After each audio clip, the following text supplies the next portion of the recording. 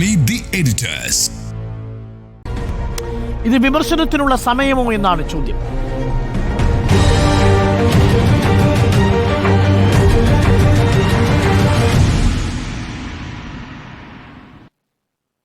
ഉണ്ണി ബാലകൃഷ്ണൻ, നാളെ നമ്മുടെ രാജ്യത്ത് മോക്ക് ഡ്രിൽ നടക്കാൻ പോവുകയാണ്. 244 ജില്ലകളിൽ, കേരളത്തിൽ 2 ജില്ലകളിലടക്കം മോക്ക് ഡ്രിൽ നടക്കാൻ പോകുന്നു. 1971 ശേഷം നടക്കുന്ന ആദ്യത്തെ മോക്ക് ഡ്രില്ലാണ്. 71 മോക്ക് ഡ്രിൽ നടന്നു. അതിനുശേഷം ഇന്ത്യയുടെ നാവികസേന പാകിസ്ഥാനിലേക്ക് ആക്രമണം നടത്തുന്നു. 30 മിനിറ്റിനുള്ളിൽ പാകിസ്ഥാൻ്റെ സാമഗ്രികളെല്ലാം തകർത്ത് തരിപ്പണമാക്കി. ഇപ്പോൾ മറ്റൊരു മോക്ക് ഡ്രില്ലിന് തയ്യാറെടുത്ത് നിൽക്കുന്ന രാജ്യത്താണ് ഇപ്പോൾ മുഖ്യ പ്രതിപക്ഷ പാർട്ടിയുടെ അധ്യക്ഷൻ ഇങ്ങനൊരു വിമർശനം ഉന്നയിച്ചിരിക്കുന്നത്, വീഴ്ചയെക്കുറിച്ചുമൊക്കെ. ഇപ്പോൾ ഇത് വിമർശനത്തിനുള്ള സമയമാണോ? വിമർശനത്തിനുള്ള സമയമല്ല എന്ന് തന്നെയാണ് എൻ്റെ അഭിപ്രായം. കാരണം രാജ്യം ഒരു യുദ്ധസമാനമായ സാഹചര്യത്തിലൂടെ കടന്നു പോകുമ്പോൾ രാജ്യത്ത് ഓരോ രാഷ്ട്രീയ പാർട്ടികളും പുലർത്തേണ്ട വിവേകം, സ്വയം തീരുമാനമെടുത്ത് നടപ്പിലാക്കേണ്ട റെസ്ട്രിക്ഷൻസ്, ഇത്തരം കാര്യങ്ങളിൽ മുഖ്യ പ്രതിപക്ഷ പാർട്ടിയായ കോൺഗ്രസിനൊരു വീഴ്ച ഈ സമയത്ത് പറ്റി എന്ന് തന്നെയാണ് ഞാൻ വിലയിരുത്തുന്നത്. ഇത്തരത്തിലുള്ള വിമർശനങ്ങൾ ഉന്നയിക്കപ്പെടേണ്ടത് തന്നെയാണ്, ഈ ചോദ്യങ്ങൾ ചോദിക്കപ്പെടേണ്ടത് തന്നെയാണ്. കാരണം വീഴ്ചകൾ കണ്ടെത്തി പരിഹരിച്ചുകൊണ്ട് മാത്രമേ ഒരു രാജ്യം എന്നുള്ള നിലയ്ക്ക് നമുക്ക് മുന്നോട്ട് പോകാൻ കഴിയുള്ളൂ. ഉത്തരവാദിത്തപ്പെട്ട ഒരു രാഷ്ട്രീയ പാർട്ടി അത്തരത്തിലുള്ള വീഴ്ചകൾ ചൂണ്ടിക്കാണിക്കുന്നത് തെറ്റുമല്ല. എന്നാൽ എപ്പോൾ എവിടെ അത് ചെയ്യുന്നു എന്നുള്ളതാണ് ഏറ്റവും പ്രധാനപ്പെട്ട കാര്യം. ഇപ്പം നമുക്കറിയാമല്ലോ, ഏപ്രിൽ 22-ാം തീയതി വലിയൊരു ഭീകരാക്രമണം രാജ്യം നേരിടുന്നു. അതിനുശേഷം 2 ദിവസങ്ങൾക്കുള്ളിൽ തന്നെ ഒരു ഓൾ പാർട്ടി മീറ്റിംഗ്, സർവകക്ഷി യോഗം ഡൽഹിയിൽ സർക്കാർ വിളിച്ചു കൂട്ടുന്നു. ആ സർവകക്ഷി യോഗത്തിൽ ഈ വിമർശനങ്ങൾ ഉന്നയിച്ചിട്ടുണ്ട്, ചൂണ്ടിക്കാണിച്ചിട്ടുണ്ട്. അത് മല്ലികാർജ്ജുൻ ഖാർഗെ തന്നെയാണ് അവിടെ ആ വിമർശനം ഉന്നയിച്ചിട്ടുള്ളത്. കൃത്യമായൊരു ഇൻ്റലിജൻസ് റിപ്പോർട്ട് ഉണ്ടായിരുന്നു എന്ന് തന്നെ സമ്മതിച്ചു, അവിടെ ഉണ്ടായിരുന്ന ഉദ്യോഗസ്ഥർ സമ്മതിച്ചു. അതിനുശേഷം ആ ഇൻ്റലിജൻസ് റിപ്പോർട്ടിൻ്റെ അടിസ്ഥാനത്തിലാണ് പ്രധാനമന്ത്രി കാശ്മീരിലേക്കുള്ള യാത്ര മാറ്റിവെച്ചത് എന്ന കാര്യം അവിടെ നിന്ന് ഉണ്ടായിരുന്ന ഉദ്യോഗസ്ഥർ സമ്മതിച്ചു. എന്നാൽ ഒരു സെക്യൂരിറ്റി ലാപ്സ് ഉണ്ടായിട്ടുണ്ട് എന്നുള്ള കാര്യമാണ് ഉദ്യോഗസ്ഥർ തന്നെ ആ മീറ്റിങ്ങിൽ പറഞ്ഞതായിട്ടുള്ള വിവരങ്ങൾ പുറത്തു വന്നിട്ടുള്ളത്. എന്താണ് ആ സെക്യൂരിറ്റി ലാപ്സ് എന്ന് പറയുന്നത്? ബൈസറൻ വാലി പോലൊരു സ്ഥലത്തേക്ക്, ഒരു CRPF പോസ്റ്റ് പോലും ഇല്ലാതിരിക്കുന്ന ഒരു സ്ഥലത്തേക്ക് 100 കണക്കിന് ടൂറിസ്റ്റുകൾ കടന്നു നിയന്ത്രിക്കുന്നു എന്നുള്ളതാണ്. അതൊരു സെക്യൂരിറ്റി ലാപ്സ് ആണ്. കഴിഞ്ഞ ജനുവരിയിലാണ് CRPF ഒരു പോസ്റ്റ് ഉണ്ടായിരുന്നത് അവിടെ നിന്നെടുത്ത് മാറ്റിയത്. എന്ന് മാത്രവുമല്ല, ജൂൺ മാസമാണ് സാധാരണഗതിയിൽ ബൈസറൻ വാലിയിൽ ടൂറിസ്റ്റുകളെ കടത്തിവിടുക. അത് ഏപ്രിൽ 20-ാം തീയതി തന്നെ സംഭവിച്ചു. ഏപ്രിൽ 20-ാം തീയതി അത്തരത്തിൽ ടൂറിസ്റ്റുകളെ കടത്തിവിടുന്നതിൻ്റെ ഒരു പെർമിഷൻ സെക്യൂരിറ്റി ഏജൻസികളുമായി ബന്ധപ്പെട്ട് അവിടെയുള്ള ഫോഴ്സസ് എടുത്തിട്ടില്ല എന്നുകൂടി ആ യോഗത്തിൽ പറഞ്ഞിട്ടുണ്ട്. അപ്പോൾ അത്തരം കാര്യങ്ങളൊക്കെ അവിടെ ചർച്ച ചെയ്യപ്പെട്ടിട്ടുണ്ട്. അത് ചർച്ച ചെയ്യാവുന്നൊരു സ്ഥലം തന്നെയാണ്. ഇത്തരം വീഴ്ചകളുണ്ട് എങ്കിൽ ചൂണ്ടിക്കാണിക്കാം. പക്ഷേ രാജ്യം ഒരു യുദ്ധസമാനമായ സാഹചര്യത്തിലൂടെ കടന്നു പോകുമ്പോൾ ഒരു പൊതുസമ്മേളനത്തിൽ വെച്ച് ഇത്തരത്തിലൊരു പ്രസ്താവം നടത്തുന്നത് നിശ്ചയമായും അനുചിതമാണ് എന്ന കാര്യത്തിലൊരു തർക്കവുമില്ല. അക്കാര്യത്തിൽ BJP ഒട്ടും മോശമൊന്നുമല്ല കേട്ടോ. 2008 ഈ വലിയൊരു മുംബൈ അറ്റാക്ക് നടന്നല്ലോ. ആ മുംബൈ അറ്റാക്ക് നടക്കുന്ന സമയത്ത് ഞാൻ മുംബൈ അറ്റാക്ക് റിപ്പോർട്ട് ചെയ്തിട്ടുള്ള ആളാണ്. വലിയ സമ്മർദ്ദമാണ് BJP അന്നുണ്ടാക്കിയത്. എന്താ സംഭവിച്ചത്? 2008 നവംബർ 26-ാം തീയതി മുംബൈയിൽ അറ്റാക്ക് നടക്കുന്നു. 3 ദിവസം നീണ്ടുന്ന അറ്റാക്കിൽ 176ഓളം പേർ കൊല്ലപ്പെടുന്നു. നവംബർ 26-ാം തീയതി അറ്റാക്ക് നടന്നു. വലിയ സമ്മർദ്ദമാണെന്ന് മുഖ്യ പ്രതിപക്ഷ പാർട്ടിയായ BJP ഉണ്ടാക്കിയത്. നവംബർ 30-ാം തീയതി രാജ്യത്തിൻ്റെ ഹോം മിനിസ്റ്റർ ആയിരുന്ന ശിവരാജ് പാട്ടീൽ രാജിവെച്ചു. അവിടെ തീർന്നില്ല. ഡിസംബർ 1-ാം തീയതി മഹാരാഷ്ട്രയുടെ ആഭ്യന്തര ചുമതലയുള്ള ഡെപ്യൂട്ടി ചീഫ് മിനിസ്റ്ററായ RR പാട്ടീൽ രാജിവെച്ചു. അവിടെയും കഴിഞ്ഞില്ല. ഡിസംബർ 4-ാം തീയതി 2008 അന്ന് മഹാരാഷ്ട്ര മുഖ്യമന്ത്രിയായിരുന്ന വിലാസ് റാവു ദേശ്മുഖ് രാജിവെച്ചു. 3 പ്രധാനപ്പെട്ട രാജികളാണ് ഒറ്റയാഴ്ചയ്ക്കുള്ളിൽ ഉണ്ടായത്. അത് രാജ്യത്തിൻ്റെ ആഭ്യന്തരമന്ത്രി, പിന്നെ ഒരു സംസ്ഥാനത്തിൻ്റെ മുഖ്യമന്ത്രി, സംസ്ഥാനത്തിൻ്റെ ഉപമുഖ്യമന്ത്രി. അപ്പോൾ ആ രീതിയിൽ വലിയ രാഷ്ട്രീയ സമ്മർദ്ദം വന്ന് മുഖ്യ പ്രതിപക്ഷ പാർട്ടിയായ BJP ഉണ്ടാക്കിയിട്ട് 176 പേരാണ് മരിച്ചത്. അന്ന് BJP ആവശ്യപ്പെട്ടത് ആഞ്ഞടിക്കണം പാകിസ്ഥാനെതിരായിട്ട് എന്നാണ്. എന്തായാലും ആയിക്കോട്ടെ, ഈ സമയത്ത് നമ്മൾ ചർച്ച ചെയ്യുന്നത് രാഷ്ട്രീയമല്ല, മറിച്ച് ഞാൻ നേരത്തെ സൂചിപ്പിച്ചതുപോലെ യുദ്ധസമാനമായൊരു സാഹചര്യത്തിൽ ഓരോ രാഷ്ട്രീയ പാർട്ടിയും പുലർത്തേണ്ട വിവേകപൂർണ്ണമായ സമീപനമുണ്ട്. ആ സമീപനത്തിൽ കോൺഗ്രസിന് വീഴ്ച വരുന്നുണ്ട് എന്ന് തന്നെയാണ് എൻ്റെ വിലയിരുത്തൽ. നോക്കൂ, ഇപ്പോൾ ഇൻ്റലിജൻസ് ഫെയിലിയർ അല്ലെങ്കിൽ സെക്യൂരിറ്റി ലാബ്സ് എന്നൊക്കെ പറയുമ്പോൾ നമ്മൾ മനസ്സിലാക്കേണ്ട ഒരു കാര്യം, ലോകത്തെവിടെയും ഒരു ഫുൾ പ്രൂഫായിട്ടുള്ള ഇൻ്റലിജൻസ് സംവിധാനമോ ഒരു ഫുൾ പ്രൂഫായിട്ടുള്ള സെക്യൂരിറ്റി സംവിധാനമോ ഇല്ല. ഏത് സമയത്ത് വേണമെങ്കിലും ബ്രീച്ച് ചെയ്യപ്പെടാവുന്ന സെക്യൂരിറ്റി സംവിധാനങ്ങളെ ലോകത്തെവിടെയും ഉള്ളൂ. ഇപ്പം നമുക്കറിയാമല്ലോ, ലോകത്തെ ഏറ്റവും വലിയ സെക്യൂരിറ്റി സംവിധാനമുള്ള രാജ്യമല്ലേ അമേരിക്ക. എന്നിട്ട് എന്താ സംഭവിച്ചത്? 9/11 സംഭവിച്ചില്ലേ? അവിടെ നിസാരമായിട്ട് 2 പ്ലെയിനും എടുത്തുകൊണ്ട് പോയിട്ട് വേൾഡ് ട്രേഡ് സെൻറ്റർ ആക്രമിച്ചില്ലേ? ഇന്ന് ലോകത്ത് നിങ്ങൾക്ക് അമേരിക്കയിലേക്കുള്ള വിസ കിട്ടാനല്ലേ ഏറ്റവും പ്രയാസം എന്ന് പറയുന്നത്. അപ്പോൾ അങ്ങനെ ഒരു രാജ്യത്ത് വലിയൊരു സെക്യൂരിറ്റി ഫെയിലിയർ ഉണ്ടായിട്ടില്ലേ? ഇനി വിട്ടുകളാ, 2024 ഇസ്രായേലിൽ എന്താ സംഭവിച്ചത്? ലോകത്തെ ഏറ്റവും വലിയ ഇൻ്റലിജൻസ് ഏജൻസി അല്ലേ മൊസാദ് പോലൊരു ഇൻ്റലിജൻസ് ഏജൻസി എന്ന് പറഞ്ഞാൽ അവരെ കവച്ചു വയ്ക്കുന്ന ഒരു ഇൻ്റലിജൻസ് ഏജൻസി ലോകത്തെവിടെയുമില്ല. അവരുടെ പെഗാസസ് പോലുള്ള സ്പൈവയേഴ്സാണ് നമ്മൾ പോലും ഇൻ്റലിജൻസ് കാര്യങ്ങൾക്കൊക്കെ ഉപയോഗിച്ചുകൊണ്ടിരിക്കുന്നത്. ആ രാജ്യത്തേക്കല്ലേ ഹമാസ് കയറി അടിച്ചത്?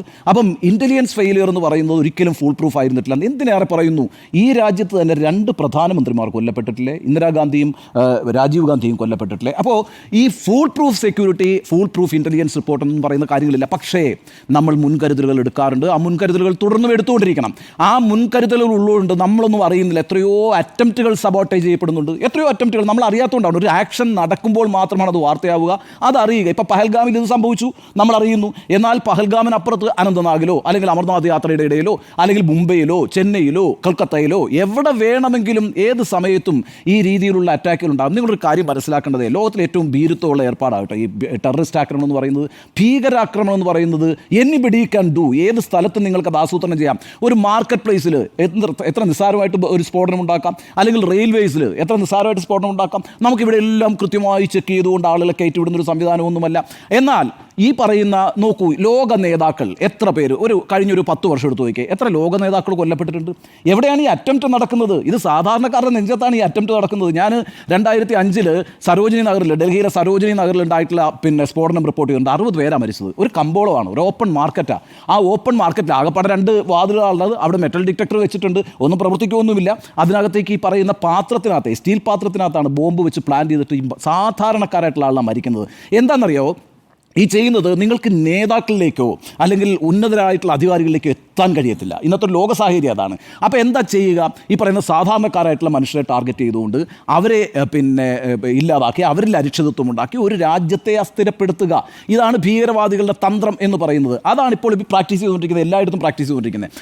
ആ തന്ത്രത്തെ ചെറുക്കുന്നതിനുള്ള ഒരു ശ്രമം ഒരു രാജ്യം നടത്തുമ്പോൾ ഒറ്റക്കെട്ടായി നിൽക്കണം എന്നുള്ളത് വളരെ പ്രധാനപ്പെട്ട കാര്യമാണ്. അതിൻ്റെ ഒരു പൊളിറ്റിക്കൽ റീസൺ കൂടിയാണ്. എന്താണെന്നറിയാവോ, ഇന്നെന്താ പാകിസ്ഥാൻ്റെ സ്ഥിതി? പാകിസ്ഥാനിലെ ഏറ്റവും ഡിവൈഡഡ് ആയിട്ടുള്ള സ്ഥലം അല്ലേ? ഇപ്പോൾ പാകിസ്ഥാൻ്റെ സ്ഥിതി എന്താണ്? അവിടെ ഇപ്പോൾ ഇമ്രാൻ ഖാൻ എന്ന് പറയുന്ന പ്രതിപക്ഷ നേതാവ് എവിടെയാണ് കിടക്കുന്നത്? അയാളിപ്പോൾ ജയിലിലാണ് കിടക്കുന്നത്. അയാളുടെ പാർട്ടി എന്താ ചെയ്യുന്നത്? അയാളുടെ പാർട്ടി തെരുവിൽ പ്രക്ഷോഭം നടത്തിക്കൊണ്ടിരിക്കുക. നിങ്ങൾക്കൊരു കാര്യം അറിയാമല്ലോ, ഈ പറയുന്ന ആൾ പാർട്ടി കൺവെൻഷൻ അവിടെയും വിളിച്ചു കൂട്ടിയല്ലോ. അവിടെയും പാകിസ്ഥാൻ സർക്കാർ ഈ പറയുന്ന പഹൽഗാമിന് ശേഷം ഇന്ത്യ തിരിച്ചടിച്ചേക്കും, അടുത്ത 36 മണിക്കൂറിനുള്ളിൽ there will be A strike എന്നാണ് ഇവർ ഒരു അലാം തന്നെ കൊടുത്തത്, ഒരു അലേർട്ട് തന്നെ കൊടുത്തത്. എന്നിട്ടൊരു ആൾ പാർട്ടി കൺവെൻഷൻ വിളിച്ചു കൂട്ടി. ഇമ്രാൻ്റെ പാർട്ടി പങ്കെടുത്തില്ലല്ലോ. അവിടുത്തെ ഏറ്റവും പ്രധാനപ്പെട്ട പാർട്ടിയാണ് എന്ന് മാത്രമല്ല, അവർ തെരുവിൽ ഈ സർക്കാരിനെതിരെ സമരം ചെയ്തുകൊണ്ടിരിക്കുകയാണ്. അതാണ് ഞാൻ പറഞ്ഞത്, പാകിസ്ഥാൻ ഒരു ഡിവൈഡഡായ രാജ്യമാണ്. ബലൂചിസ്ഥാൻ അതായത് ബലൂചിസ്ഥാനിലെ പോരാളികൾ ഇന്ത്യക്ക് അനുകൂലമായിട്ടും എഴുതിരെത്തിച്ച് ഐക്യദാർഢ്യം പ്രഖ്യാപിക്കുകയായിരുന്നില്ലേ ചെയ്തത്. ഈ രീതിയിലാണ് പാകിസ്ഥാനിൽ കാര്യങ്ങൾ ഡെവലപ്പ് ചെയ്തുകൊണ്ടിരിക്കുന്നത്. നിങ്ങൾക്ക് ഒരു കാര്യം കൂടി അറിയാവോ? അസീം മുനീർ എന്ന് പറയുന്ന അവിടുത്തെ പാകിസ്ഥാൻ ജനറലിനെതിരെ പാകിസ്ഥാൻ ആർമിയിൽ തന്നെ കലാപമാണ്. പാകിസ്ഥാൻ ആർമിയിൽ തന്നെ കലാപമാണെന്ന് മാത്രമല്ല, ISI ആണല്ലോ, ഇന്റർ സ്റ്റേറ്റ് ഇൻ്റലിജൻസ് എന്ന് പറയുന്ന സംഘടനയാണല്ലോ അവരുടെ ഏറ്റവും പ്രധാനപ്പെട്ട ഒരു സൈനിക വിഭാഗം എന്ന് പറയുന്നത്. ISIയുടെ പിന്തുണയില്ല ഈ പറയുന്ന അസീം മുനീറിന്. ഈ രീതിയിൽ it's A completely divided country. ആ ഒരു രാജ്യം എന്ന് പറയുന്നത് അങ്ങേയറ്റം ഛിന്ന ഭിന്നമാകാൻ തയ്യാറെടുത്തുകൊണ്ടിരിക്കുന്ന ഒരു രാജ്യം, വിഭജനങ്ങൾ നിൽക്കുന്ന ഒരു രാജ്യം. ആ രാജ്യത്തിനെതിരെ നമ്മളൊരു പടപ്പുറപ്പാട് നടത്തണമെങ്കിൽ നമ്മൾ ഒറ്റക്കെട്ടായി നിൽക്കണ്ടേ? ഇന്നലെ വളരെ പ്രധാനപ്പെട്ട ഒരു യോഗം അന്താരാഷ്ട്ര തലത്തിൽ നടന്നല്ലോ. ഐക്യരാഷ്ട്രസഭയുടെ സുരക്ഷാ കൗൺസിലിൻ്റെ യോഗം നടന്നു. എന്താ സംഭവിച്ചത്? ഈ പാകിസ്ഥാൻ്റെ പ്രതിനിധി ഉണ്ടായിരുന്നല്ലോ, അവിടെ പോയത് വലിയ രീതിയിൽ ഇൻ്റർനാഷണൽ ഫോറത്തിൽ നിന്ന് എല്ലാ പിന്തുണയും ഇങ്ങനെ പിടിച്ചെടുക്കാം എന്ന് വിചാരിച്ചുകൊണ്ടാണ് ഈ പ്രതിനിധി അങ്ങോട്ട് പോയത്. ക്ലോസ് ഡോർ മീറ്റിംഗ് ആയിരുന്നു. വളരെ ശക്തമായ ചോദ്യങ്ങളാണ് ഈ പാകിസ്ഥാൻ പ്രതിനിധിയോട് ചോദിച്ചിട്ടുള്ളത്. നിങ്ങൾ എങ്ങനെയാണ് മിസൈൽ പരീക്ഷണം നടത്തിയത്? ഐക്യരാഷ്ട്രസഭയാണ് ചോദിച്ചിരിക്കുന്നത്, അതിൻ്റെ സുരക്ഷാ കൗൺസിലാണ് ചോദിച്ചിരിക്കുന്നത്. നിങ്ങൾ എങ്ങനെ മിസൈൽ പരീക്ഷണം നടത്തി? എങ്ങനെയാണ് നിങ്ങൾ അണുവായുധം പ്രയോഗിക്കുമെന്ന് ഭീഷണി മുഴക്കുന്നത്? ഈ രീതിയിലുള്ള കടുത്ത ചോദ്യങ്ങൾ ചോദിച്ചുകൊണ്ട് ഒരു പിന്തുണയും നിങ്ങൾക്കില്ല എന്ന് വ്യക്തമായി പറഞ്ഞുകൊണ്ടാണ് ആ യോഗം അവസാനിച്ചിരിക്കുന്നത്. അപ്പോൾ അന്താരാഷ്ട്ര തലത്തിൽ വലിയ തിരിച്ചടി നേരിട്ടിരിക്കുന്നു. 2 കാര്യങ്ങളാണ് പാകിസ്ഥാൻ അഭിമുഖീകരിച്ചുകൊണ്ടിരിക്കുന്നത്. ഒന്ന്, ആഭ്യന്തരമായി അതൊട്ടേറെ വെല്ലുവിളികൾ നേരിട്ടുകൊണ്ടിരിക്കുന്നു. 2, അന്താരാഷ്ട്ര തലത്തിൽ ഇവർ വിചാരിച്ച ഒരു പിന്തുണയും ലഭിച്ചിട്ടില്ല. മറിച്ച് ഇപ്പുറത്താകട്ടെ അവരെന്താണ് ടാർഗറ്റ് ചെയ്തത്? ഹിന്ദുക്കളെയും മുസ്ലിങ്ങളെയും തമ്മിൽ ഒരു വിഭജനം ഉണ്ടാക്കി തമ്മിലടിപ്പിച്ചൊരു ആഭ്യന്തര സംഘർഷം രാജ്യത്തിനകത്ത്, ഇന്ത്യക്കകത്ത് ഉണ്ടാക്കാമെന്ന് വിചാരിച്ചുവെങ്കിൽ അതാദ്യം തന്നെ പൊളിഞ്ഞുപോയി.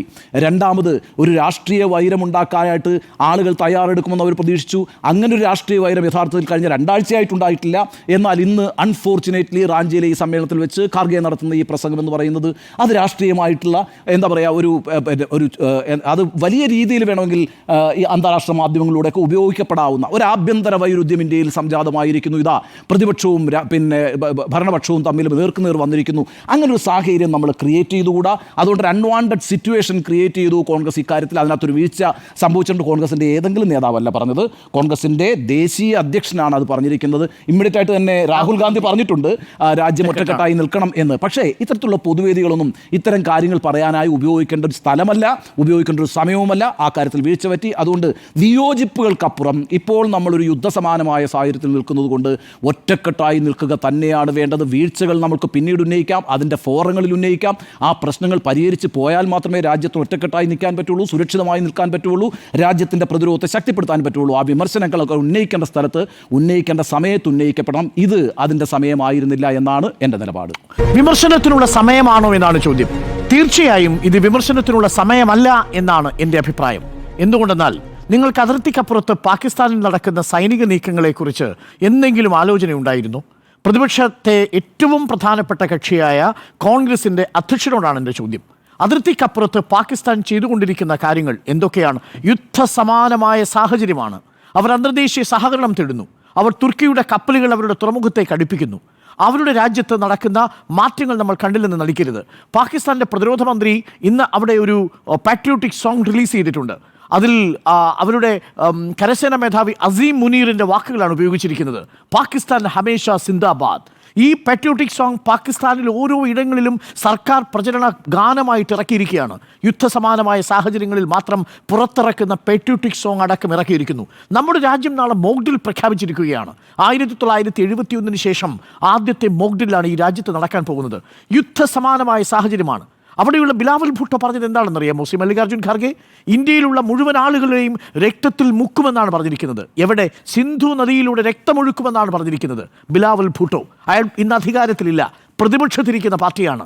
ഇന്ത്യക്കെതിരെയുള്ള വികാരം ശക്തമാക്കി അവിടെ പ്രതിപക്ഷ പാർട്ടിയാണെങ്കിലും ശരി, ഭരണകക്ഷിയാണെങ്കിലും ശരി, സൈനിക ശക്തികളാണെങ്കിലും ശരി, നോൺ സ്റ്റേറ്റ് ആക്ടേഴ്സ് എന്ന് പറയുന്ന തീവ്രവാദ ഗ്രൂപ്പുകളാണെങ്കിലും ശരി സജീവമാണ്. ഇന്ത്യക്കെതിരെ അവർ എല്ലാ ആയുധങ്ങളും ഉപയോഗിക്കാൻ തയ്യാറായിരിക്കുകയാണ്. ഒരു ഭാഗത്ത് നോക്കൂ എന്തൊക്കെയാണ് സ്റ്റേറ്റ്മെൻറ്റുകൾ വരുന്നത്.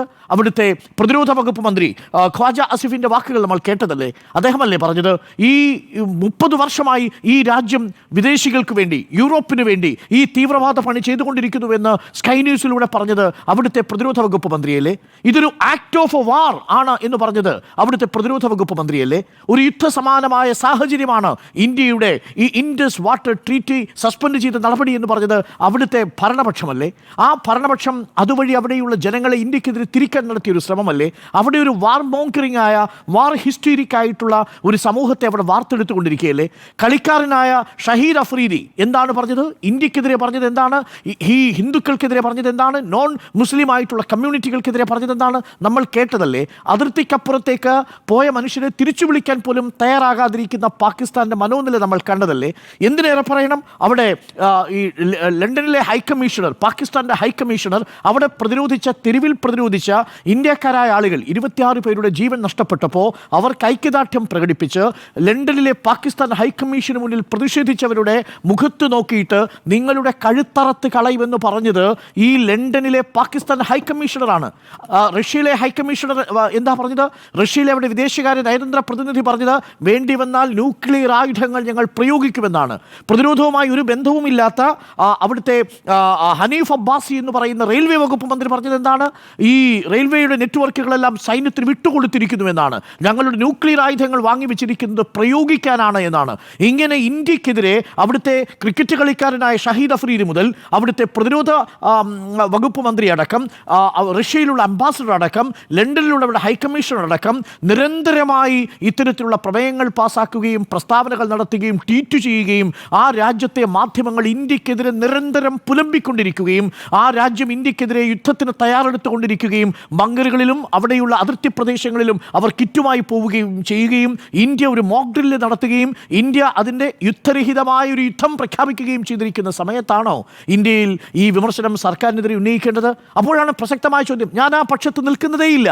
ഒരു യുദ്ധസമാനമായ സാഹചര്യത്തിൽ ഈ രാജ്യം തിരിച്ചടി കൊടുക്കണമെന്ന് പ്രതിപക്ഷവും ഭരണപക്ഷവും ഇന്ത്യയിലെ മുഴുവൻ ജനതയും ആവശ്യപ്പെടുന്നത് ഒരു പ്രതികാര നടപടിയായിട്ടല്ല.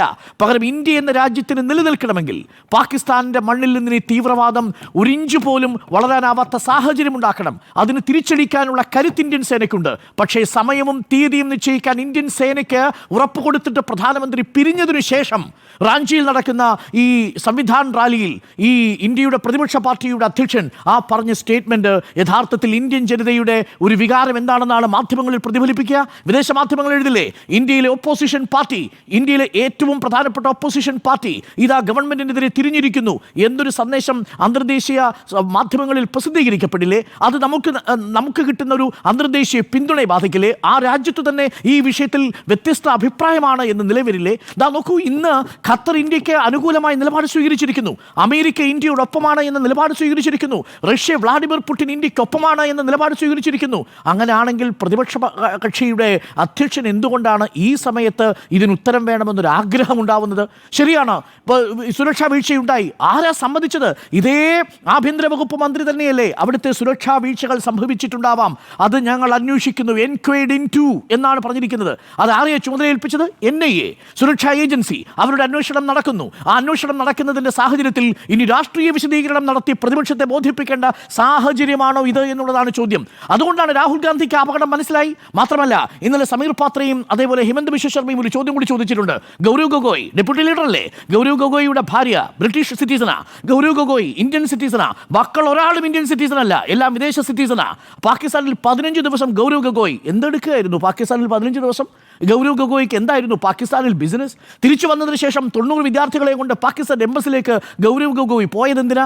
ഈ ചോദ്യങ്ങൾക്ക് മറുപടി ഈ നിമിഷം വരെ വന്നിട്ടില്ല കോൺഗ്രസിന്റെ ഭാഗത്തു നിന്ന്. അവിടെയാണ് ഈ രാജ്യത്തിൻ്റെ ഭരണപക്ഷം മറുപടി പറയണമെന്ന് റാഞ്ചിയിൽ ഒരു സമ്മേളനത്തിൽ പറയുന്നത്. നിങ്ങളൊരു ക്ലോസ്ഡ് ഡോറിൽ ഒരു സർവകക്ഷി സമ്മേളനത്തിൽ ഒരു സർവകക്ഷി യോഗത്തിൽ സംസാരിക്കുന്നത് പോലെയല്ല ഒരു വലിയ സദസ്സിന് മുന്നിൽ അന്തർദേശീയ മാധ്യമങ്ങളടക്കം ഒരു പക്ഷേ അത് റിപ്പോർട്ട് ചെയ്യാൻ സാധ്യതയുള്ള ഒരു സമ്മേളനത്തിൽ സംസാരിക്കുന്നത്. അതുകൊണ്ട് അത് അത്യന്തം ഗുരുതരമായൊരു പിഴവാണ് എന്ന് തന്നെയാണ് എൻ്റെ പക്ഷം. ഈ സാഹചര്യത്തിൽ നമ്മളിത് ചെയ്യാൻ പാടില്ലായിരുന്നു എന്നതാണ് എൻ്റെ ടേക്ക്. ഒരു കാര്യം കൂടി പറഞ്ഞ് ഞാൻ അവസാനിപ്പിക്കാം. പാകിസ്ഥാൻ ഇപ്പോൾ വേണ്ടത് എന്താ? ഒരു യുദ്ധമാണ്. നമ്മളെന്താ കൊടുക്കാത്തത്? ഒരു യുദ്ധമാണ്. അതിനെന്താ ഒരു കാരണം? ഇപ്പോൾ നമ്മളുടെ സ്ട്രാറ്റജി ഒരു കോൾഡ് സ്റ്റാർട്ട് സ്ട്രാറ്റജിയാണ്. നമ്മുടെ പ്രൈം മിനിസ്റ്റർ, ഞാൻ പ്രൈം മിനിസ്റ്റർ ഈ മൊമെൻറ്റിൽ വിളിക്കുന്നത് മിസ്റ്റർ കൂൾ പ്രൈം മിനിസ്റ്റർ എന്നാണ്. രാജ്യത്ത് വലിയ രീതിയിലുള്ള ഒരു യുദ്ധസമാനമായ സാഹചര്യം നടക്കുമ്പോൾ ഇന്ത്യൻ പ്രൈം മിനിസ്റ്റർ ആ തരത്തിലുള്ള ഓരോ തരത്തിലുള്ള പരിഭ്രാന്തിയും പ്രകടിപ്പിക്കാതെ എവിടേക്കാണ് പോകുന്നത്? തെക്കേറ്റത്ത് വിഴിഞ്ഞം പോർട്ട് രാജ്യത്തിന് സമർപ്പിക്കുന്നു. ആന്ധ്രാപ്രദേശിൻ്റെ തലസ്ഥാനം രാജ്യത്ത് സമർപ്പിക്കുന്നു. വൈ? കൊടുക്കുന്ന സന്ദേശം എന്താ? ഈ ആക്രമണം കൊണ്ട് ഇന്ത്യയുടെ ആത്മാവിനേറ്റ മുറിവിൽ ഞങ്ങൾ ഭയന്നിരിക്കുകയല്ല ചെയ്യുന്നത്. അവർ military will do its business. They know their business, they work. ഇന്ത്യയുടെ സൈന്യത്തിന് അവരുടെ പണി നല്ല വെടിപ്പായി ചെയ്യാൻ അറിയാം എന്ന ഉറപ്പ് ഇന്ത്യൻ ഭരണകൂടത്തിനുണ്ട്. അതുകൊണ്ടാണ് ഓപ്പറേഷണൽ ഫ്രീഡം, സമ്പൂർണ്ണമായിട്ടുള്ള ഓപ്പറേഷണൽ ഫ്രീഡം ഇന്ത്യൻ സൈന്യത്തിന് കൊടുത്ത് ഇന്ത്യൻ രാഷ്ട്രീയ രംഗത്ത് ഇന്ത്യൻ ഭരണപക്ഷം നിരന്തരം തിരക്കിട്ട കൂടിയാലോചനകൾ നടത്തിക്കൊണ്ടേയിരിക്കുന്നതും സമയവും തീയതിയും രീതിയും എങ്ങനെ വേണം എന്നത് നിശ്ചയിക്കാനുള്ള എല്ലാ അവകാശവും സൈന്യത്തിന് കൊടുത്തിരിക്കുന്നതും നിരന്തരം നമ്മൾ സംസാരിച്ചു കൊണ്ടിരിക്കുകയാണ്. ഏറ്റവും ഒടുവിൽ വരുന്ന വിവരം എന്താ? പാകിസ്ഥാൻ്റെ നേവൽ ഫോഴ്സിനെ സഹായിക്കാൻ വേണ്ടിയിട്ട് തുർക്കിയിൽ നിന്നുള്ള ഒരു കപ്പലിനെ അവിടേക്ക് കൊണ്ടുവരികയാണ്. കാരണം ഇന്ത്യയുടെ അതിർത്തിയിൽ ഏറ്റവും ഒടുവിൽ വന്ന വിവരമനുസരിച്ച് നമ്മളുടെ ഇന്ത്യയുടെ വാട്ടർ അതിർത്തിയിൽ നിന്ന്, ഇന്ത്യയുടെ ജല അതിർത്തിയിൽ നിന്ന് 130 കിലോമീറ്റർ അകലേക്ക് മിസൈലുകൾ വളരെ വൃത്തിയായിട്ട് നല്ല വെടിപ്പായിട്ട് അയക്കാൻ കഴിയുന്ന അത്യാധുനികമായ സജ്ജീകരണങ്ങൾ ഇന്ത്യയുടെ വാർഷിപ്പുകളിൽ ഒരുക്കി കഴിഞ്ഞിരിക്കുന്നു എന്നുള്ളതാണ്. ഇതിനെ നേരിടാനുള്ള ശക്തി നിലവിൽ പാകിസ്ഥാനില്ല. പാകിസ്ഥാൻ ഭയന്നിരിക്കുന്നതാ.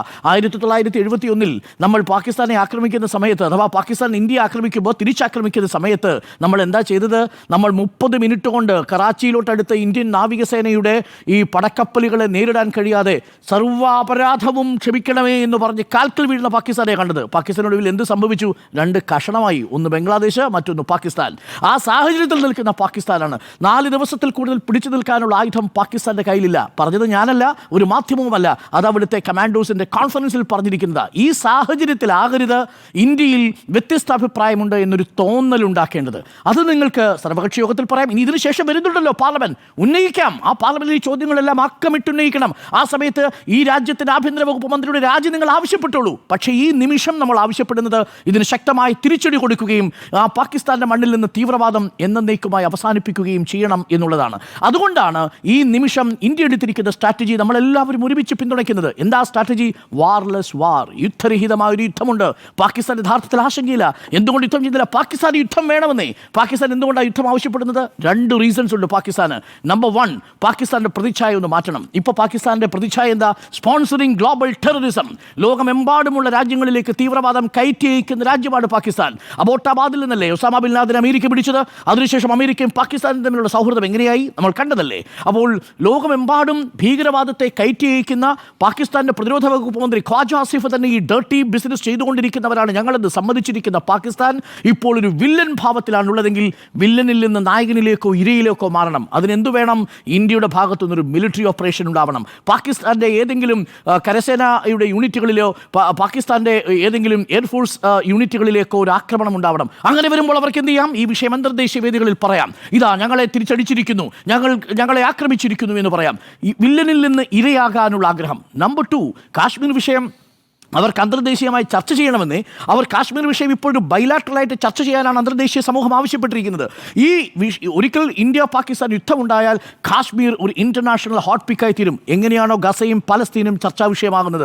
പാകിസ്ഥാന്റെ ആവശ്യം അത് തന്നെയാണ്. എന്താ അതിൻ്റെ ആവശ്യം? പാകിസ്ഥാനിലുള്ള അൺപോപ്പുലർ ഗവൺമെന്റ്, ജനപ്രീതി ഒട്ടുമില്ലാത്ത പാകിസ്ഥാന്റെ ഗവൺമെന്റ്, അവിടുത്തെ ഇൻഫ്ലേഷൻ കൊണ്ട് പൊറുതിമുട്ടുന്ന ജനത, അവിടുത്തെ 6 ന്യൂ കനാലിൻ്റെ പേരിൽ പരസ്പരം കലഹിക്കുന്ന പഞ്ചാബിലെയും സിന്ധിലെയും കർഷകർ, അവരെ ഒരുമിപ്പിക്കണമെങ്കിൽ ഇന്ത്യയിൽ ഒരു യുദ്ധം ആവശ്യമാണ്. ബലൂചിസ്ഥാനിൻ്റെ വിഷയത്തിൽ നിന്ന് അവരുടെ ശ്രദ്ധ മാറ്റണമെങ്കിൽ, നിലവിൽ പഞ്ചാബിൻ്റെയും സിന്ധിൻ്റെയും കാർഷിക വിഷയങ്ങളിൽ നിന്ന് അവരുടെ ശ്രദ്ധ മാറ്റണമെങ്കിൽ ഇന്ത്യയുമായുള്ളൊരു യുദ്ധം ആവശ്യമാണ്. പക്ഷേ ഇന്ത്യ ഒരിക്കലും അതിന് തയ്യാറാകുന്നില്ല എന്നുള്ളതാണ്. കാരണം സമയവും തീയതിയും നിശ്ചയിക്കുന്നത് ഇന്ത്യയുടെ സേനയാണ്. ആ സേനയിലാണ് നമ്മുടെ വിശ്വാസം. അപ്പോൾ ആ സമയത്ത് യുദ്ധസമാനമായൊരു സാഹചര്യം നിലവിലിരിക്കുമ്പോൾ റീസൺ നമ്പർ 1, ഒരു മോക്ക് ഡ്രില്ല് നടക്കുന്ന ഒരു സാഹചര്യത്തിൽ പാകിസ്ഥാന്റെ അതിർത്തിയിലുടനീളം ഇന്ത്യക്കെതിരെ ആയുധങ്ങൾ രാഗിമിനക്കുന്ന സമയത്ത് പാകിസ്ഥാന്റെ പൗരസമൂഹവും പാകിസ്ഥാന്റെ മിലിറ്ററിയും ഇന്ത്യക്കെതിരെ പ്രചരണായുധങ്ങളുമായി പ്രചരണ ഗീതങ്ങളുമായി അണിനിരന്നിരിക്കുന്ന സമയത്ത്, ലോകമെമ്പാടുമുള്ള നേതാക്കൾ ഇന്ത്യക്ക് പിന്തുണ പ്രഖ്യാപിക്കുന്ന സമയത്ത്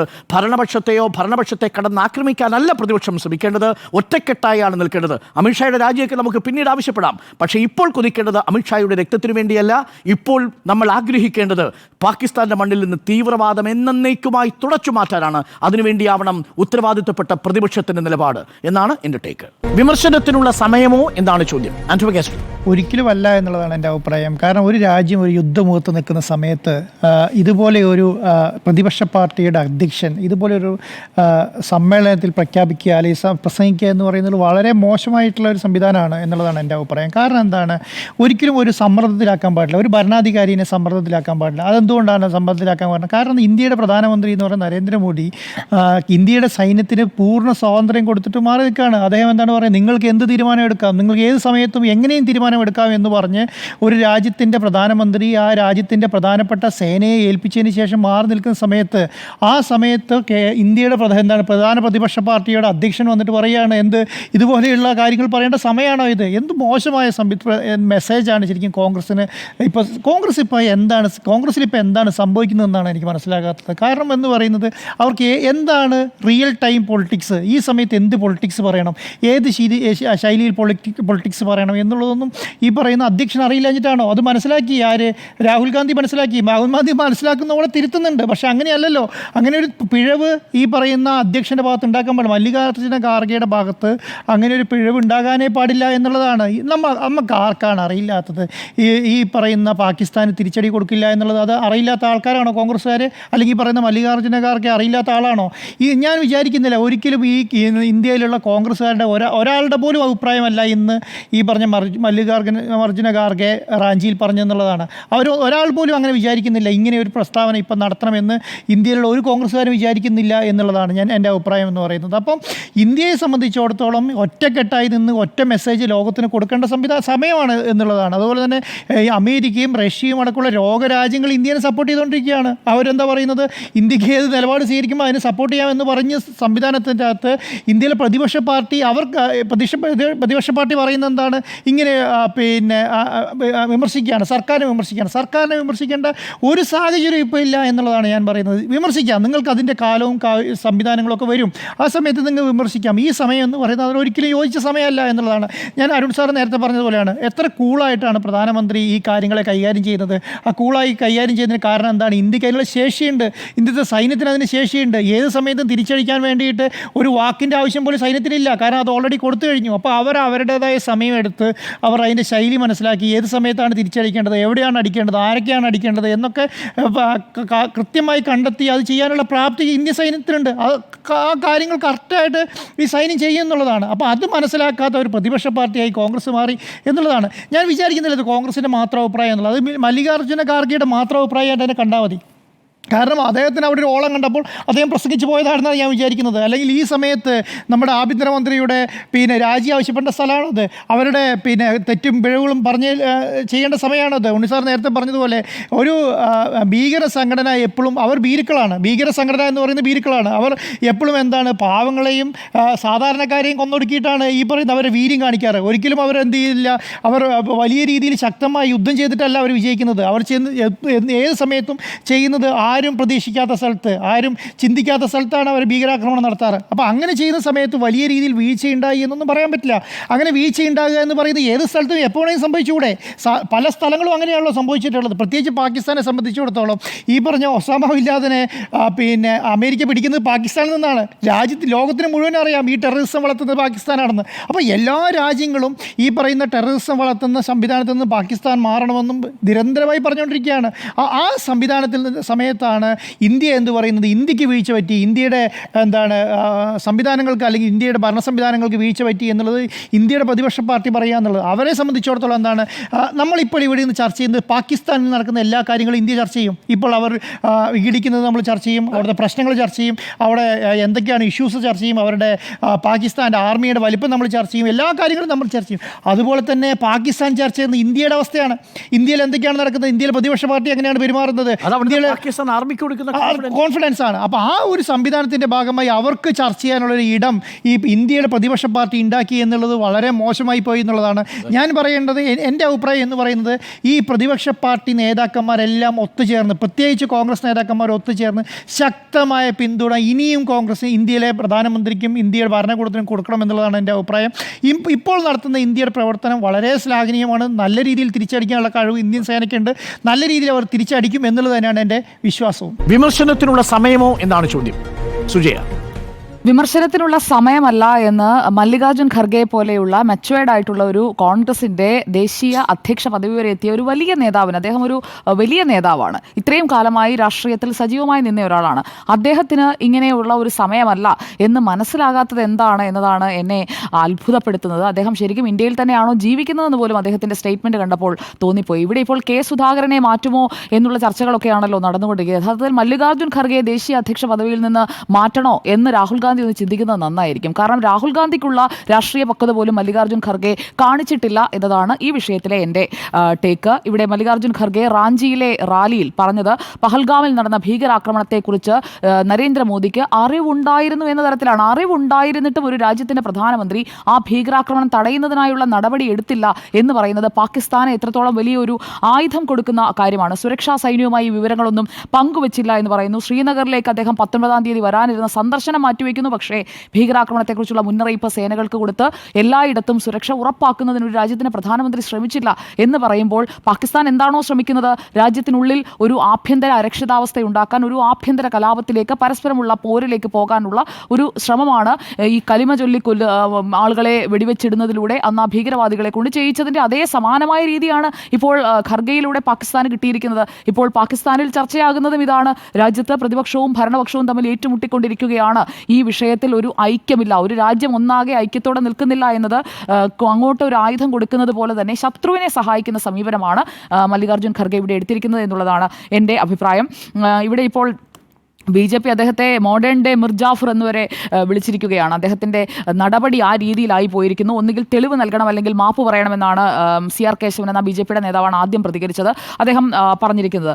അതോടൊപ്പം തന്നെ പാകിസ്ഥാന് ഒരു കണ്ടന്റ് ക്രിയേഷൻ ആണ് ഇപ്പോൾ ഖർഗെ ചെയ്തു കൊടുത്തിരിക്കുന്നത്. അപ്പോൾ ഒരു കണ്ടന്റ് ക്രിയേറ്റർ ഓഫ് പാകിസ്ഥാൻ എന്ന് വേണമെങ്കിലും മല്ലികാർജ്ജുൻ ഖർഗെ ഈ കാര്യത്തിൽ നമുക്ക് വിളിക്കാവുന്നതാണ്. ഇതിൽ പ്രധാനപ്പെട്ട ചില കാര്യങ്ങൾ കൂടി നമുക്ക് നോക്കണമല്ലോ. ഇവിടെ കോൺഗ്രസിനെ അല്ലെങ്കിൽ മല്ലികാർജ്ജുൻ ഖർഗെ അസ്വസ്ഥപ്പെടുത്തുന്നത് എന്താണ്? രാജ്യത്ത് നമ്മുടെ പ്രധാനമന്ത്രിക്ക് നരേന്ദ്രമോദിക്ക് കിട്ടുന്ന അറ്റൻഷൻ, അതുപോലെ തന്നെ നരേന്ദ്രമോദി എടുക്കുന്ന നിലപാടിന് കിട്ടുന്ന പിന്തുണ. ഇപ്പോൾ നോക്കൂ, ഡോക്ടർ അരുൺ വരെ പ്രധാനമന്ത്രിക്കൊപ്പമാണ് എന്ന് പറയുന്നു. എത്രയധികം ഞാൻ പ്രധാനമന്ത്രി അതെ, താങ്കൾ പറഞ്ഞത് വിഷയാധിഷ്ഠിത പിന്തുണയാണ്, അതെനിക്ക് മനസ്സിലായി. പക്ഷേ അങ്ങനെ താങ്കൾ കാണിക്കുന്ന ആ ഒരു മര്യാദ പോലും ഖർഗെ പോലൊരു കോൺഗ്രസിന്റെ ദേശീയ അധ്യക്ഷനായ വ്യക്തി ഇത്രയും യുദ്ധസമാനമായ അല്ലെങ്കിൽ യുദ്ധത്തിന് സാധ്യതയുള്ള ഒരു സാഹചര്യത്തിൽ നിൽക്കുമ്പോൾ ഒരു രാജ്യത്തിന്റെ പ്രധാനമന്ത്രിയോട് കാണിക്കാതെ ഒരു പ്രധാനമന്ത്രിയെ വിമർശിക്കുന്നത്, അതും ഈ വിഷയത്തിൽ വിമർശിക്കുന്നത്, സൈന്യത്തിന്റെ മൊറാൽ തകർക്കുന്നത്, അത് ശരിയായ നടപടിയല്ല. അതിന് മല്ലികാർജ്ജുൻ ഖർഗെയെ തിരുത്തണം. രാഹുൽ ഗാന്ധി അതിനുള്ള മുൻകൈ എടുക്കണം. ഖർഗെ പറഞ്ഞത് തെറ്റാണ് എന്ന് പറയാൻ രാഹുൽ ഗാന്ധി തയ്യാറാകണം. അദ്ദേഹം പ്രതിപക്ഷ നേതാവാണ്. പ്രതിപക്ഷ നേതാവ് അദ്ദേഹം വന്നിരുന്ന് പറഞ്ഞത് എല്ലാ കുറ്റവാളികളും, ഇന്നത്തെ അദ്ദേഹത്തിന്റെ സ്റ്റേറ്റ്മെന്റ് ആണ് രാഹുൽ ഗാന്ധിയുടെ, എല്ലാ കുറ്റവാളികളും ശിക്ഷിക്കപ്പെടണം, നമ്മൾ ഒറ്റക്കെട്ടായി നിലകൊള്ളണം, സർക്കാരിന് പ്രതിപക്ഷത്തിന്റെ പൂർണ്ണ പിന്തുണ എങ്ങനെയാണ് ഉറപ്പാകുന്നത്? മല്ലികാർജ്ജുൻ ഖർഗെ ഇങ്ങനെ പറയുമ്പോൾ അദ്ദേഹത്തിന്റെ പാർട്ടിയുടെ ദേശീയ അധ്യക്ഷൻ ഒരു സ്റ്റേറ്റ്മെന്റ്, അതും ഒരു റാലിയിൽ പൊതുജനങ്ങളുടെ മുന്നിൽ നിന്ന് വിളിച്ചു പറയുകയും ഇപ്പുറത്ത് പ്രതിപക്ഷ നേതാവ് വന്നിട്ട് നമ്മൾ ഒറ്റക്കെട്ടായി നിലകൊള്ളണം, നമ്മളെല്ലാവരും സർക്കാരിനൊപ്പമാണെന്ന് പറയുമ്പോൾ ഇതിലേതാണ് ജനം വിശ്വസിക്കേണ്ടത്? ഇതിലേതാണ് നമ്മുടെ രാജ്യത്തിന്റെ സ്റ്റേറ്റ്മെന്റായി അല്ലെങ്കിൽ രാജ്യത്തെ പ്രതിപക്ഷത്തിന്റെ സ്റ്റേറ്റ്മെന്റായി എടുക്കേണ്ടത് എന്ന ചോദ്യം അവിടെ അവശേഷിപ്പിച്ചിരിക്കുകയാണ്. അപ്പോൾ ഒന്നുകിൽ രാഹുൽ ഗാന്ധി കള്ളം പറയുന്നു, അല്ലെങ്കിൽ ഖർഗെ പറയുന്നതാണ് കോൺഗ്രസിന്റെ നിലപാട്. ഒരു പാർട്ടിയുടെ ദേശീയ അധ്യക്ഷൻ പറയുമ്പോൾ അതായിരിക്കുമല്ലോ ആ പാർട്ടിയുടെ നിലപാട്. അങ്ങനെ പറയാൻ ഉത്തരവാദിത്തപ്പെട്ട ഒരു പോസ്റ്റിൽ ഇരുന്നു കൊണ്ടാണ് മല്ലികാർജ്ജുൻ ഖർഗെ ഈ സ്റ്റേറ്റ്മെന്റ് നടത്തിയിരിക്കുന്നത്. അതുകൊണ്ടാണ് ഇന്ന് കേന്ദ്രമന്ത്രിയായ ധർമ്മേന്ദ്ര പ്രധാൻ ഒരു കാര്യം ഇന്ന് എക്സിലെ പോസ്റ്റിൽ ചോദിച്ചിട്ടുണ്ട്, കോൺഗ്രസ് കാ ഹാത്ത് കിസ്കെ സാത്ത്. അതറിയാൻ ജനങ്ങൾക്ക് താല്പര്യമുണ്ടെന്നേ. കോൺഗ്രസിന്റെ കൈ പാകിസ്ഥാന്റെ കൂടെയാണോ ഇന്ത്യയുടെ കൂടെയാണോ എന്നതാണ് ഇവിടെ അറിയേണ്ടത്. ക്രിയാത്മക പ്രതിപക്ഷമാകണം, ഇവിടെ നമ്മുടെ വി ഡി സതീശൻ പറഞ്ഞതുപോലെ ക്രിയാത്മക പ്രതിപക്ഷമാകണം, അല്ലെങ്കിൽ ആകും എന്നുള്ള വാഗ്ദാനമൊന്നും ഖർഗെ എന്തായാലും കൊടുത്തിട്ടില്ല. പക്ഷേ ഡിസ്ട്രക്റ്റീവ് ഒപ്പോസിഷൻ ആകാതിരിക്കാനായിട്ടുള്ള ഒരു കാര്യം ഈ യുദ്ധസമാന സാഹചര്യത്തിൽ മല്ലികാർജ്ജുൻ ഖാർഗെക്ക് കാട്ടാമായിരുന്നു എന്നുള്ളതാണ്. രാജ്യം ഭീകരതയെ ഒന്നിച്ച് എതിർത്തുകൊണ്ടിരിക്കുന്ന സമയത്ത് കോൺഗ്രസ് ആണ് ഇങ്ങനെ ഒരു റൂമർ പരത്തുന്നത്. ആ റൂമർ അത് സർവകക്ഷി യോഗത്തിൽ ചർച്ച ചെയ്യപ്പെട്ട വിഷയമാണ്.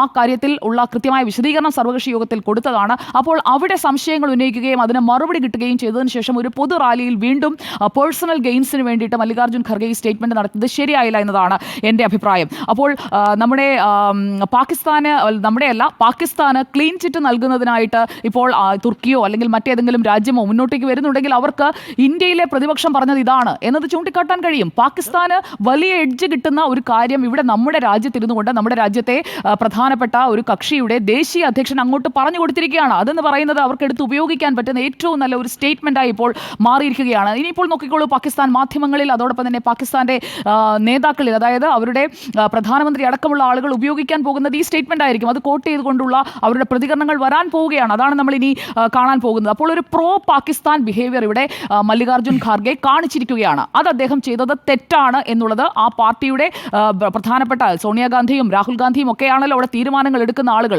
അവർക്ക് തന്നെ പറഞ്ഞു കൊടുത്ത് തിരുത്തേണ്ട സമയമാണിതെന്നാണ് എനിക്ക് പറയാനുള്ളത്. 1971 കുറിച്ച് ഇവിടെ എല്ലാവരും പറഞ്ഞല്ലോ. 1971 ഇതേപോലെ തന്നെ യുദ്ധ സാഹചര്യം ഉണ്ടായപ്പോൾ ഇന്ദിരാഗാന്ധിക്ക് എല്ലാ പ്രതിപക്ഷ പാർട്ടികളും ഒരേപോലെ പിന്തുണ കൊടുക്കുകയാണ് ചെയ്തത്. ഇതുപോലത്തെ ഫൂളിഷായിട്ടുള്ള സ്റ്റേറ്റ്മെന്റ് ഏതെങ്കിലും ഒരു പാർട്ടിയുടെ നേതാവ് നടത്തിയോ? അന്ന് അടൽ ബിഹാരി വാജ്പേയി അടക്കം ഇന്ദിരാഗാന്ധിയെ പിന്തുണയ്ക്കുകയായിരുന്നു. ഉണ്ണിസാർ ഓർമ്മ കാണുമല്ലോ. ഒരാൾ പോലും ഇന്ദിരാഗാന്ധി ഈ യുദ്ധത്തിനായി നടത്തുന്ന ഒരുക്കങ്ങൾ അല്ലെങ്കിൽ നമ്മുടെ മോക്ക് ഡ്രിൽ അടക്കം രാജ്യത്ത് നടത്തിയ പ്രിപ്പറേഷൻസ്, അതിനെല്ലാം ഒരു രാജ്യം ഒന്നാകെ ഒറ്റക്കെട്ടായി നിൽക്കുകയായിരുന്നു. അതൊരു രാജ്യമെന്ന വികാരമാണ്. ആ രാജ്യമെന്ന വികാരം മല്ലികാർജ്ജുൻ ഖർഗെക്കില്ല. അതുകൊണ്ടാണ് ഇങ്ങനെ ഒരു സാഹചര്യത്തിൽ അദ്ദേഹം ഇത്ര റെസ്പോൺസിബിൾ അല്ലാത്ത ഒരു സ്റ്റേറ്റ്മെന്റ് നടത്തിയിരിക്കുന്നത്. അപ്പോൾ നിരുത്തരവാദപരമായ ഒരു പ്രസ്താവന മല്ലികാർജ്ജുൻ ഖർഗെ നടത്തിയിരിക്കുന്നു. ഇനി പ്രതിപക്ഷം പാകിസ്ഥാനെതിരെ എന്താണ് പറയുന്നത്? ഡോക്ടർ അരുൺ ചോദിച്ച ആ ചോദ്യത്തെ ഞാൻ സെക്കൻഡ് ചെയ്യുകയാണ്. കാരണം പ്രതിപക്ഷത്തിന് പാകിസ്ഥാൻ നടത്തുന്ന സ്റ്റേറ്റ്മെന്റ്സ്, ഈ ചോരപ്പുഴ സ്റ്റേറ്റ്മെന്റ് അടക്കം പലതുകൊണ്ടല്ലോ മുന്നിൽ. ഏതെങ്കിലും ഒന്നിനെ ഒന്ന് തുറന്നെതിർക്കാൻ ഈ മല്ലികാർജ്ജുൻ ഖർഗെക്ക് ഒരു വാചകം പോലും കിട്ടിയില്ലേ? ഈ റാലിയിൽ ആ പ്രസംഗത്തിൽ ഒരിടത്ത് പോലുമില്ല പാകിസ്ഥാനെതിരായ ഒരു വാചകം പോലും പറയാൻ മല്ലികാർജ്ജുൻ ഖർഗെ തയ്യാറായിട്ടില്ല എന്നുള്ളതാണ്. ഈ യുദ്ധ സാഹചര്യത്തെക്കുറിച്ച് ആളുകളെ ബോധവാന്മാരാക്കാനായിട്ടാണ് ഈ മോക്ക് ഡ്രിൽ നടത്തുന്നത്. അപ്പോൾ മോക്ക് ഡ്രിൽ നടത്തുന്നതിന്റെ സാഹചര്യം എന്താണ്? പ്രതിപക്ഷത്തിന്റെ പ്രധാനപ്പെട്ട മുഖമാണ് അല്ലെങ്കിൽ കോൺഗ്രസിന്റെ ദേശീയ അധ്യക്ഷനാണ് മല്ലികാർജ്ജുൻ ഖർഗെക്ക്. അതേക്കുറിച്ച് സംസാരിക്കാം. ഈ മോക്ക് ഡ്രില്ലിന്റെ ആവശ്യകത എന്താണ്? നമ്മൾ എല്ലാവരും പ്രിപ്പയർഡ്നെസ് എന്ന് പറയുന്നത് നമുക്ക് അനിവാര്യമാണ്. 1971 സാഹചര്യത്തെക്കുറിച്ച് 82-കാരനായ മല്ലികാർജ്ജുൻ ഖർഗെക്ക് എന്നെക്കാളും എന്തായാലും അറിവുണ്ടാവും. ഞാൻ ആ കാലത്ത് ജനിച്ചിട്ടില്ല, ഡോക്ടർ അരുണും ജനിച്ചിട്ടുണ്ടാവില്ല. ഉണ്ണിസാർ മാത്രമാണ് നമ്മൾ ഈ ഇരിക്കുന്നവരിൽ ആ യുദ്ധകാലത്ത് ഉണ്ടായിരുന്ന ആൾ എന്ന് പറയുന്നത്. അപ്പോൾ അന്ന് ഉണ്ണിസാറിനും അതേക്കുറിച്ച് ചർച്ച ചെയ്യുന്ന ഒരു പ്രായമല്ല എന്നതാണ് ഞാൻ മനസ്സിലാക്കുന്നത്. എനിക്ക് തോന്നുന്നു 2 വയസ്സൊക്കെ ഉണ്ടാവും. എനിക്ക് കുറച്ച് പ്രായമായിട്ടുണ്ടെന്നുള്ള സത്യമാണ്. അത്രയില്ല. ഓക്കെ, അല്ല ഞാൻ പറഞ്ഞത് നമ്മളെ, പക്ഷേ മല്ലികാർജ്ജുൻ ഖർഗെ അങ്ങനെയല്ല. അത് പറയാനാണ് ഞാൻ ഈ എക്സാമ്പിൾ ഉപയോഗിച്ചത്. 82-കാരനായ Mallikarjun Kharge please, that's a valid point.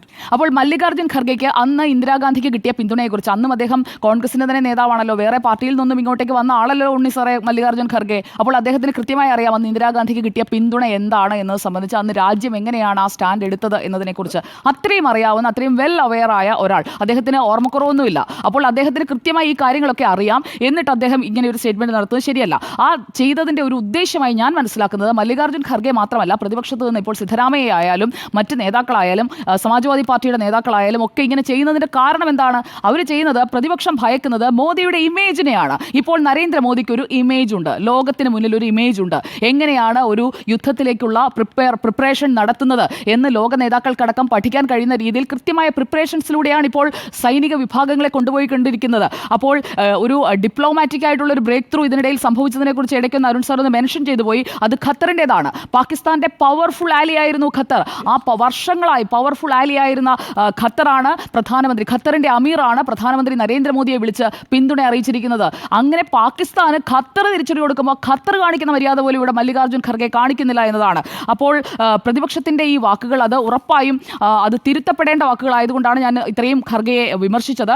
അതോടൊപ്പം തന്നെ ഇപ്പോൾ മോക്ക് ഡ്രില്ലിന് ഉള്ള എല്ലാ സജ്ജീകരണങ്ങളും ഒരുക്കിയിരിക്കുന്നു. അതോടൊപ്പം തന്നെ രാജ്യത്തിന്റെ സേനാ വിഭാഗങ്ങൾ തിരിച്ചടിക്കുക, അല്ലെങ്കിൽ അവർക്ക് പ്രധാനമന്ത്രി ഇൻപുട്ട് കൊടുത്തില്ല എന്ന് പറയുമ്പോൾ നമ്മുടെ സൈനിക വിഭാഗങ്ങൾ ചെയ്തുകൊണ്ടിരിക്കുന്നത് എന്താണ് എന്ന് മനസ്സിലാക്കി അവർക്കൊരു പിന്തുണ കൊടുക്കാനും ഖർഗെ തയ്യാറായിട്ടില്ല. ദാ നോക്കൂ, എയർഫോഴ്സ് രാജസ്ഥാനിലെ പാകിസ്ഥാനുമായിട്ടുള്ള അന്താരാഷ്ട്ര അതിർത്തിയിൽ നാളെ രാത്രി 9 മുതൽ വെള്ളിയാഴ്ച പുലർച്ചെ 3 മണിവരെ മെഗാ മിലിറ്ററി എക്സർസൈസ് നടത്താൻ പോവുകയാണ്. പാകിസ്ഥാൻ ഏറ്റവും പേടിക്കുന്ന ഒരു വാർ ഗെയിമാണ് രാജസ്ഥാനിലെ അന്താരാഷ്ട്ര അതിർത്തിയിൽ നടക്കാൻ പോകുന്നത്. അതേക്കുറിച്ച് അറിഞ്ഞില്ലേ പ്രതിപക്ഷം? അതേക്കുറിച്ചുള്ള എല്ലാ ഇൻഫർമേഷൻസും പബ്ലിക് ഡൊമൈനിൽ അവൈലബിൾ ആണല്ലോ.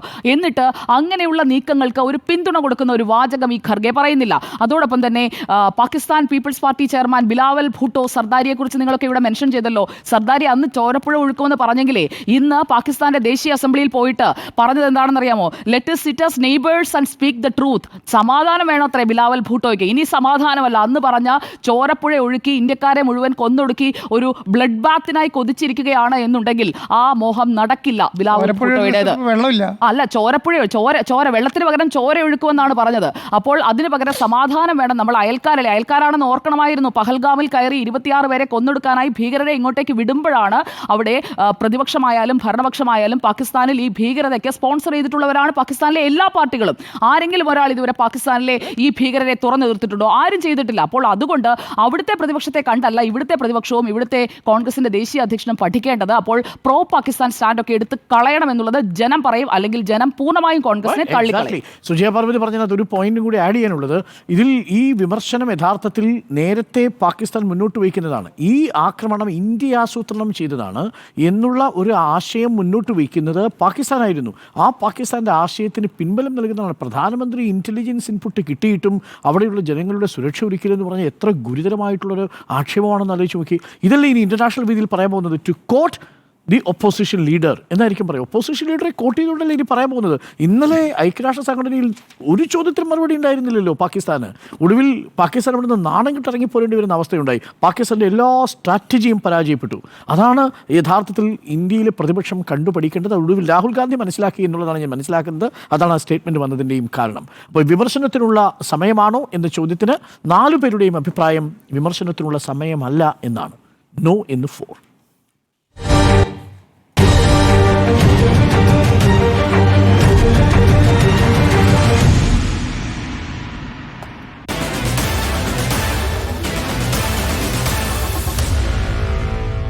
Meet the editors.